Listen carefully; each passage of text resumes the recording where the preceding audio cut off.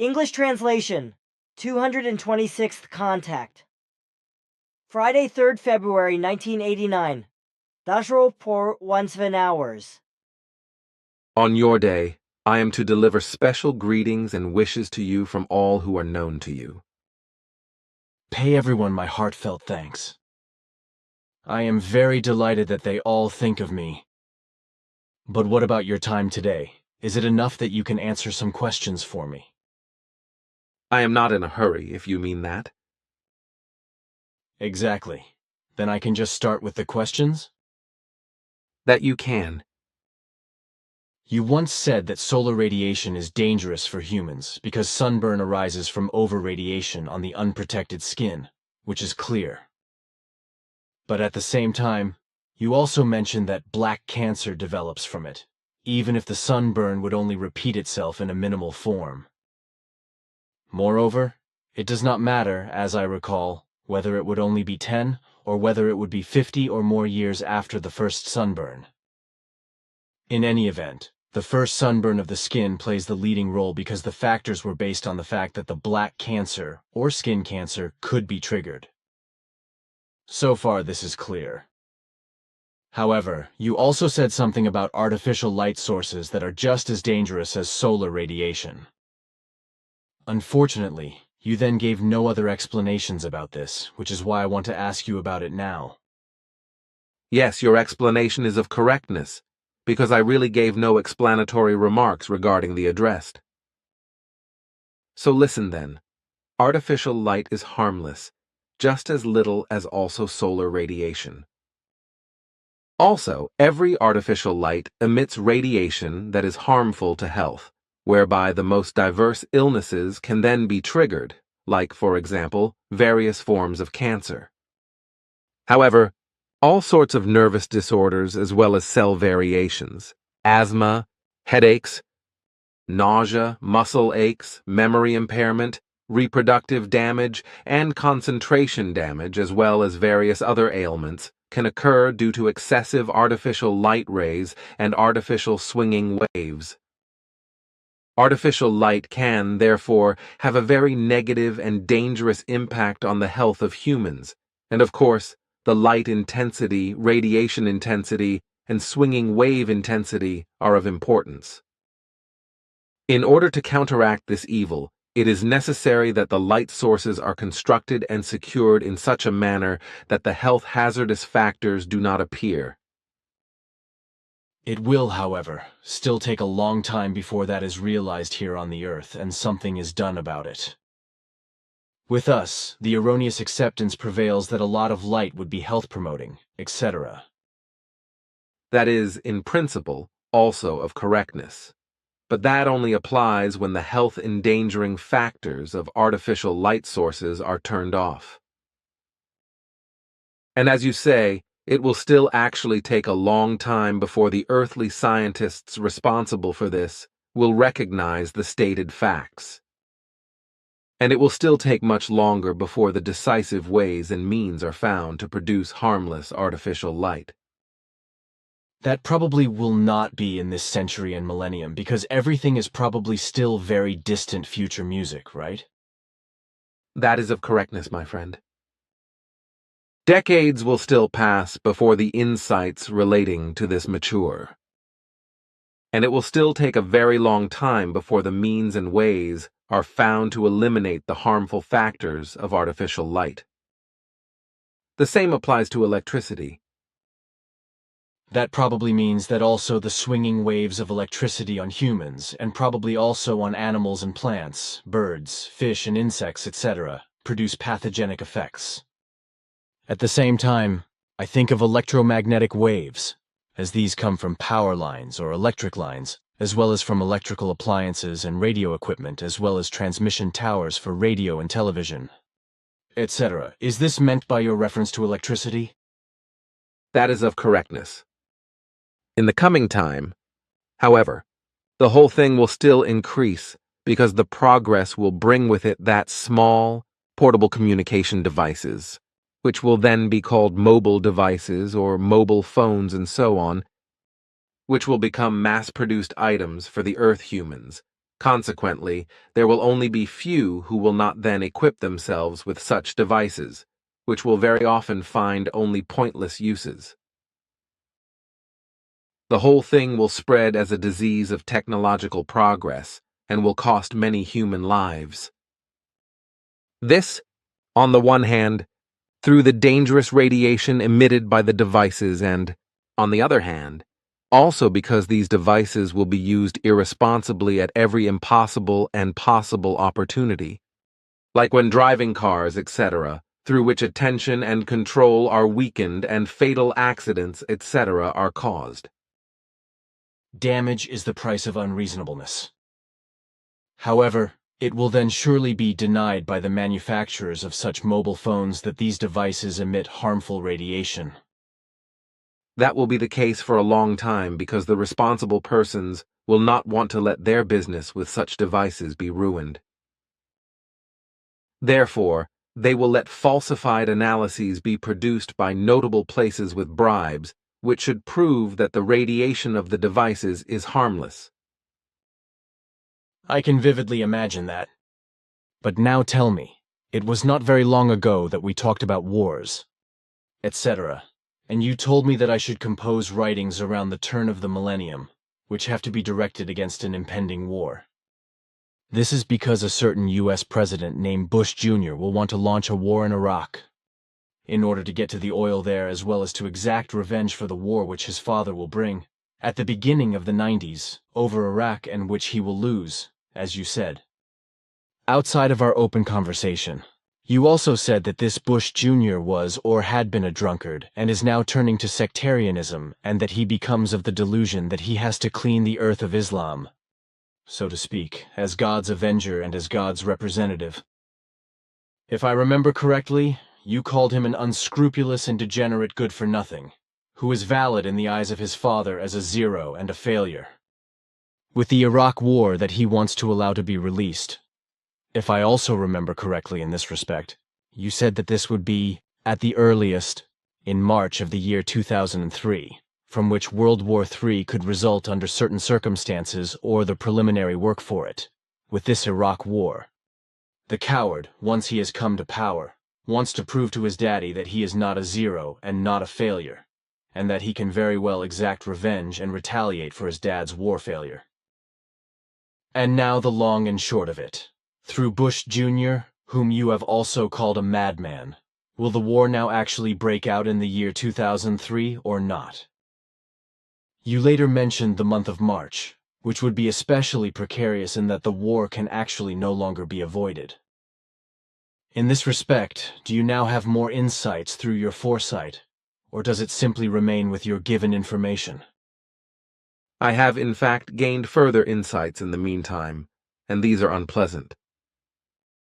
The war will be inevitable through the criminal irresponsibility and power obsession of the American president, George W. Bush, and will already secretly begin through the invasion of Iraq and through the bombing of superior anti-aircraft defenses in the early evening of the 18th of March, 2003, which will officially be denied, however. The beginning of the military attack of the American armed forces with a rocket attack on Baghdad will first become official, however, on the date of the 20th of March at 5:33 a.m. my Middle Eastern time. The first wave of the real large-scale attack, however, will be several hours later, which will have in its entire extent such an impact as has never been the case before in any war on the earth. With this, the newest, most modern heavy weapons will be used, such as rockets and bombs, which will be of extremely accurate target precision and cause great destruction, and through which also many human beings will die. However, neither the war criminal rulers of America nor those of Iraq will care about this, as well as not those of England and Australia and all others who will irresponsibly participate in this war. And Bush, this war criminal, will then, of course, be called to account just as little as also all those who will move with him in the same direction, and be equally guilty in every respect as he himself. For if the criminal pack wins, then they are not regarded as war criminals, as this is usually just so on Earth, but as victors and heroes. That is of correctness.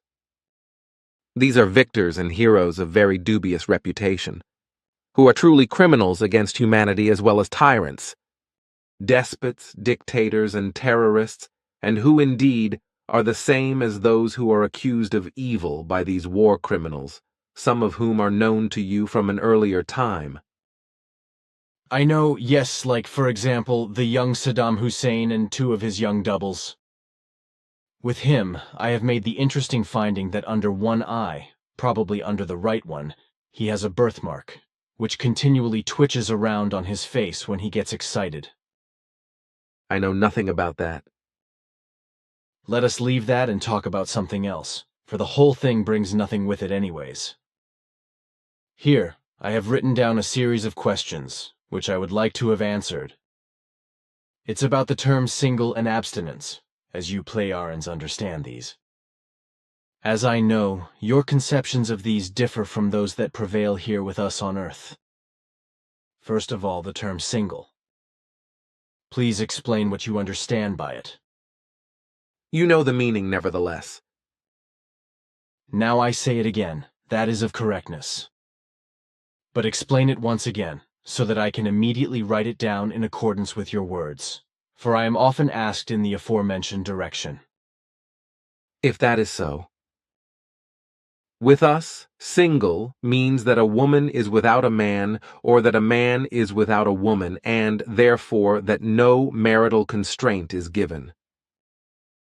This also applies when a marital relationship once existed, but one of the partners has passed away. So with you, it is not then referred to as widowed, but simply and plainly as single again. That is of correctness. But what about when a marriage ends in divorce? The same rule would apply. What should that mean? That with us, marriages no longer end in divorce. You must explain the grounds for that to me.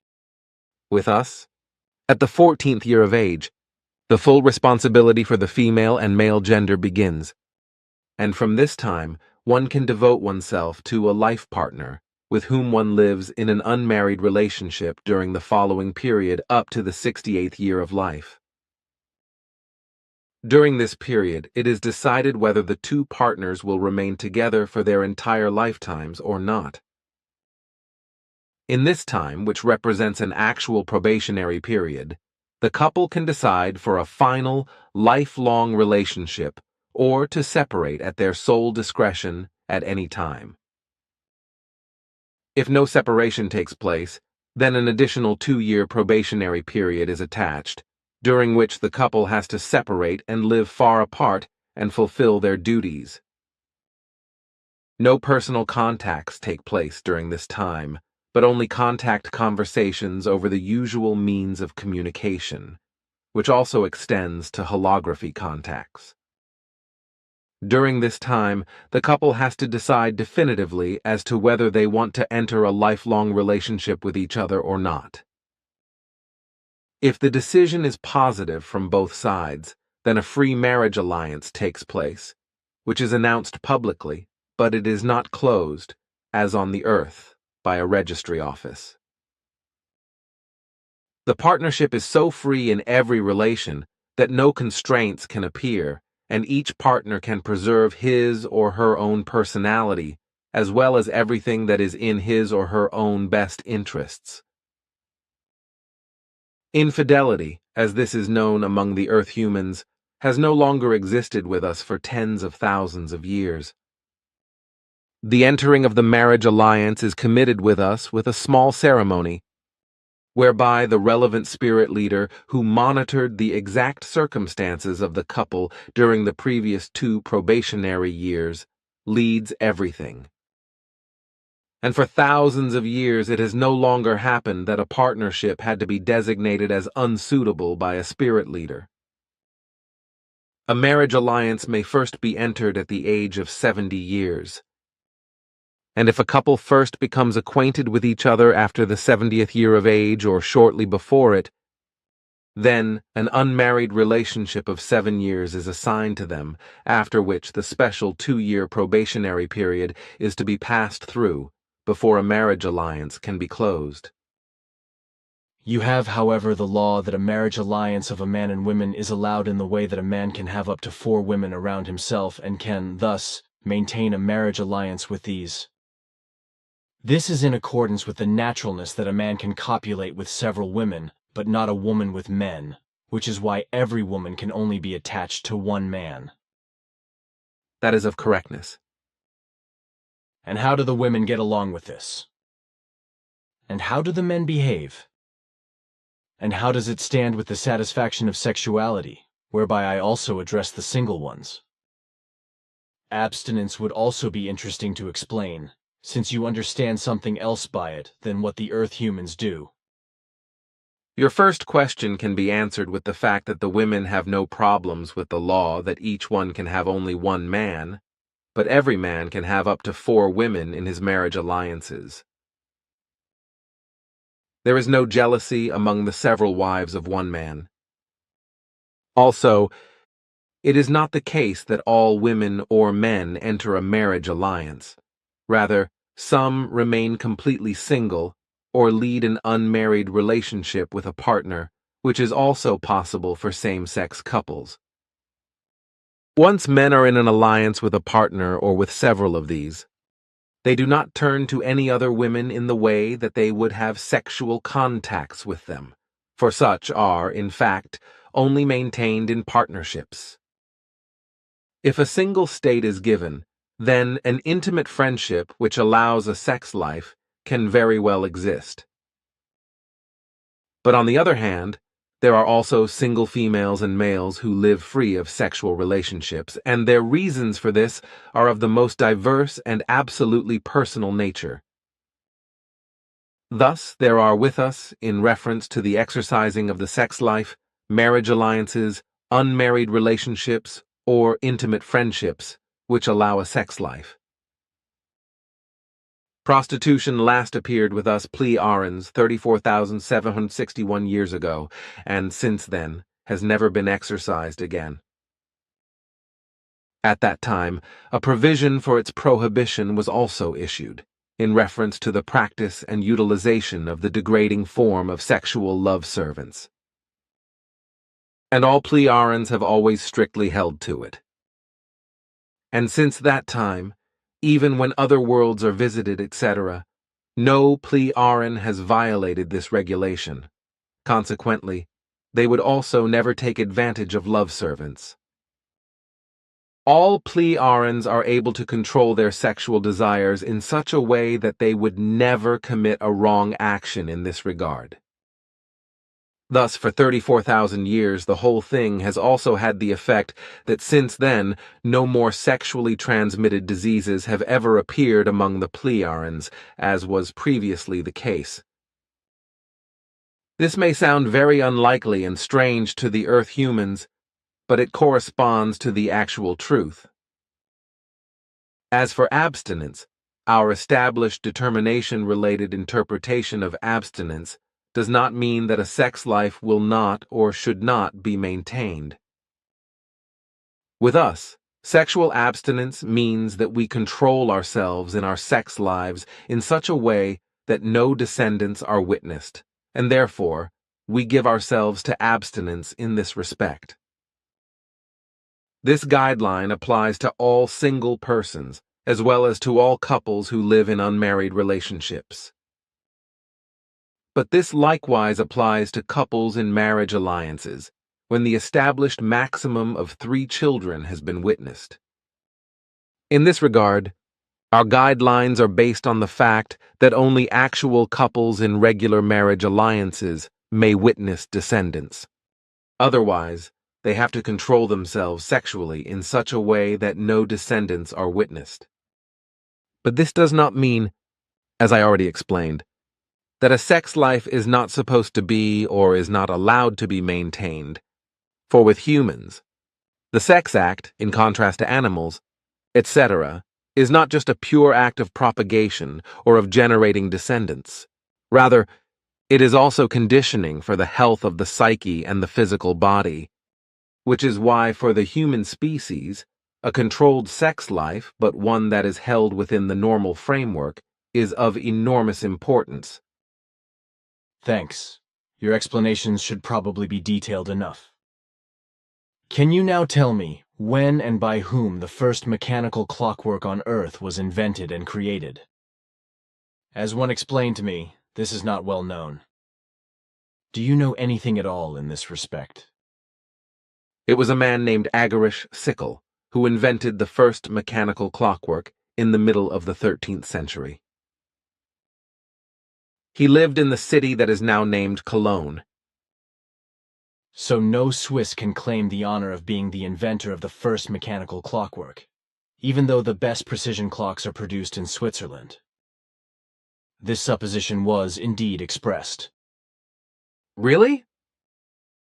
Yes, it was actually supposed that a Swiss had invented the first mechanical clockwork.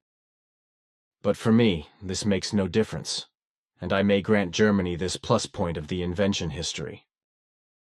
And as we are talking about technology, the question is whether you can explain how energy is obtained from Era's thermosphere, which, like with us, is around 2,000 degrees hot, if you may explain this.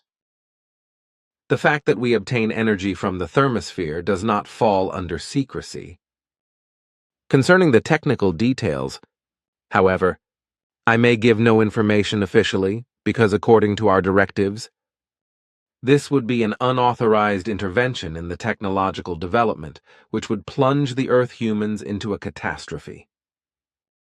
Once it is considered that the Earth humans repurpose practically all their valuable technological inventions and achievements in apparatuses and devices, in order to cause destruction with these, especially in terms of wars and the destruction of nature, then they would also abuse these insights.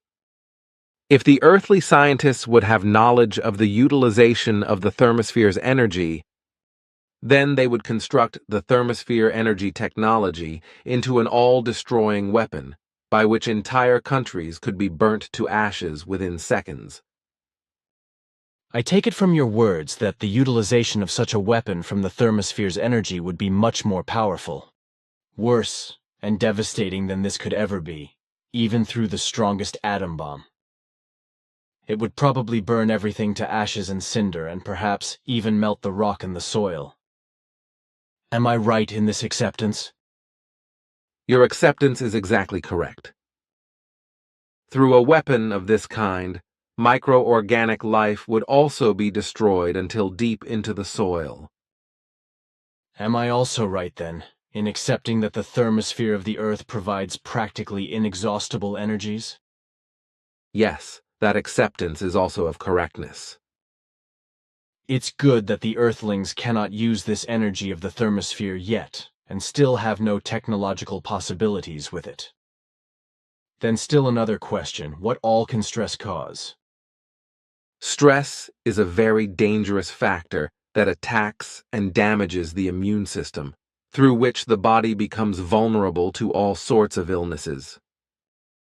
Therefore, if a person suffers from stress, then he must also count on various illnesses, which relate to the body and all its organs, as well as to the entire autonomous or autonomic nervous system and everything connected with it. However, the thoughts and feelings are also impaired by stress, through which also psychological and consciousness-related impairments and psychological illnesses can appear. So, for example, also neuroses, psychopathy, and psychoses, etc., are caused by stress. In my opinion, psychological terror produces unusually great stress, I think. That is of correctness.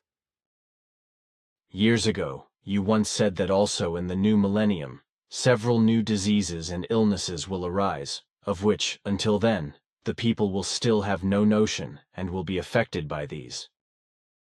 Occasionally, it should also concern diseases or illnesses that transfer from animals, birds, and fish to humans, and thus break through the species barrier, which will then cost many human lives. Also, diseases and illnesses from outer space should be introduced at a later time, if I remember your words correctly. You have a very good memory, my friend. Thanks. Priest Zimmerman already said, without me wanting to express self-praise, that I am a mnemonic. Mnemonic, that word is unknown to me. Sorry. It's also not a German word but rather a Greek one. It means to have a very good memory. The term derives from Greek mythology, in which the Greek goddess of memory and the mother of the muses bears the name Mnemosyne. Thanks for the instruction. That really was unknown to me. One really cannot know everything. Just think of how often I stand like a donkey on a mountain when someone tells me something that sounds to me as though a cow would speak in Spanish. Probably a bad comparison since you understand some Spanish. I am really no longer far along with that, as well as not with various other languages, with which I could get by in different countries. Since I do not need them anymore, they are largely lost to me. Just with Greek and English, I can still speak somewhat brokenly. But if, now, my comparison with the Spanish-speaking cow does not suit you, then I can also say that the things that are often said to me appear as Chinese or as incomprehensible hieroglyphs to me. I have very well understood the sense of your words. It's just that the comparison seemed to be somewhat inappropriate, since you— All right, my friend. You sometimes just take everything too literally. But I am now at the end of my tether. Again, that is such an expression. Which means that I know nothing more, or that I have nothing more to explain and nothing more to ask. So that is meant. Well, then I would now like to drink another glass of your good wine with you, if you still have this beverage. You probably mean the peach wine. Of course, I still have that here. I am honestly glad that I may offer you a glass and may drink one together with you. I can suffer a glass, because of my medicines, you know. Then here, you can take the glasses out of the cupboard. Meanwhile, I will bring in the bottle from outside.